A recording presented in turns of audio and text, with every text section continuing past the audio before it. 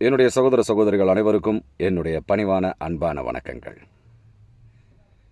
அந்த காலத்துலலாம் பார்த்திங்கன்னா, வேதங்கள் அதை ஒட்டிய விஷயங்களை அவங்க ப்ராக்டிஸ் பண்ணி அதன் மூலமாக ஞானம் பெறதுக்காக எத்தனையோ பேர் முயற்சி பண்ணுவாங்க.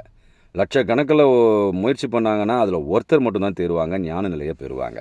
அப்படி இருந்த காலகட்டத்தில் வர வர வர வர அதாவது பதஞ்சலி யோக முனிவர் வந்தார். அவர் அஷ்டாங்க யோகம்னு அந்த யோகத்தை அழகாக நம்ம ஞான நிலையை பெறதுக்கு எப்படியெல்லாம் சுருக்க முடியுமோ சுருக்கி அதன்படி நடந்தால் நம்ம ஞானத்தை பெறலாம்லாம் சொல்லியிருக்காங்க. அதுக்கப்புறம் புத்தர் வந்தார், அதையும் இன்னும் எளிமையாக்கினார். ஜீசஸ்ஸு அந்த மாதிரி நிறைய பேர் வந்து நமக்கு யோகங்களை எளிமையாக்கி கொடுத்தாங்க.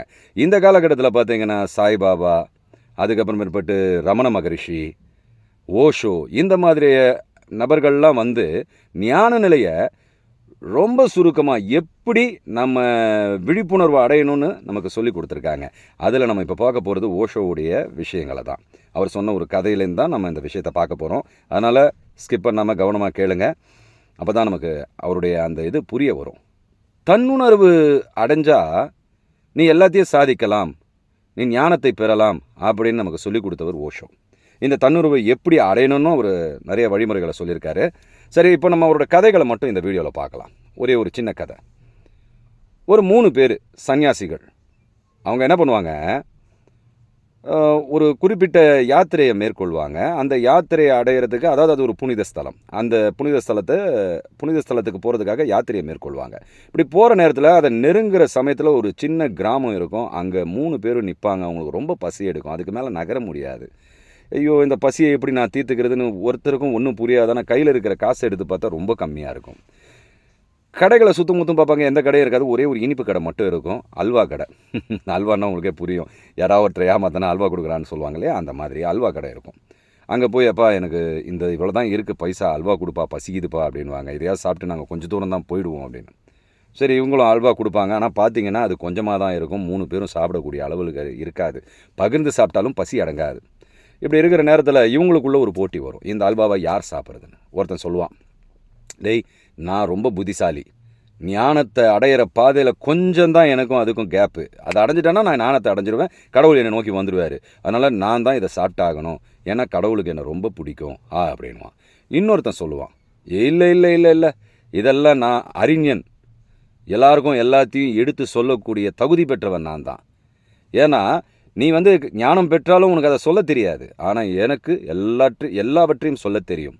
அதனால் மக்களுக்கும் என்ன தான் ரொம்ப பிடிக்கும், அதே சமயத்தில் மக்களுக்கு பிடிச்சா கடவுளுக்கும் பிடிச்ச மாதிரி. அதனால் இந்த அல்வாவை நான் தான் சாப்பிட்ணும், வேறு வழி இல்லை, நீ விட்டு கொடுத்து தான் ஆகணும்னு. 3வது, அதாவது அவர் ஒரு முட்டாள்தனமான ஒரு ஞானின்னு வச்சுக்கோங்களேன். அவர்கிட்ட எப்பா என்னப்பா நீ என்னப்பா சொல்கிற அப்படின்னும் பொழுது, இல்லை இல்லை நான் ஒரு பாவி, கடவுளுக்கு பாவியை கண்டால் தான் ரொம்ப பிடிக்கும், அவர் பேரில் தான் அவர் கருணை காட்டுவார், அதனால் பாவியான எனக்கு அதை விட்டு கொடுத்துருங்க அப்படின்னும் பொழுது, சரி இதெல்லாம் சரிப்பட்டு வராது, நம்ம ஒரு சின்ன உறக்கத்தை போடுவோம், கடவுள் என்ன வழி விடுறாருன்னு பார்க்கலாம் அப்படின்னு சொன்னோடனே 3 பேரும் தூங்கிடுவாங்க.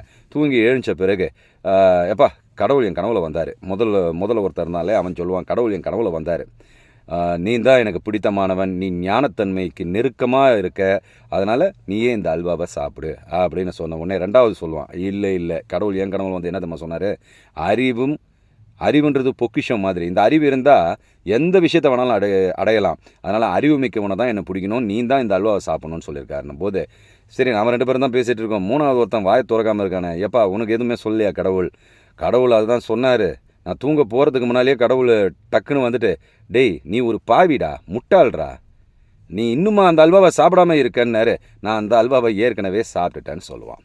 ஸோ இதை பார்க்கும் பொழுது இது என்னடா கதை, இதுக்கும் ஞானத்தன்மைக்கும் என்னடா சம்மந்தம் அப்படின்னு நமக்கு குழப்புற மாதிரி தெரியும். ஆனால் இதில் இருக்கிற உள்ளர்த்தத்தை பார்த்தீங்கன்னா, அந்த அல்வா என்பது கடவுள், மற்ற விஷயங்கள் நம்மளுடைய பசி கிசி எல்லாமே இந்த உலக வாழ்க்கையை குறிக்கிற விஷயங்கள். ஸோ இந்த கடவுளை அடைவதற்கு நீங்கள் வேதங்களையோ புராணங்களையோ இதிகாசங்களையோ அது இதுன்னு நீங்கள் எவ்வளோதான் முயற்சி பண்ணாலும் கடவுளை அடைய முடியாது. கடவுளை அடைவதற்கு அப்பாவித்தனம் வேண்டும்னு சொல்கிறாரு ஓஷோ.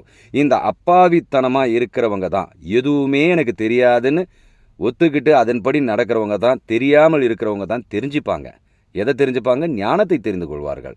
நீங்கள் எல்லாம் தெரிந்து கொண்டாலும் ஞானத்தை அங்கே தவற விட்டுருவீங்க.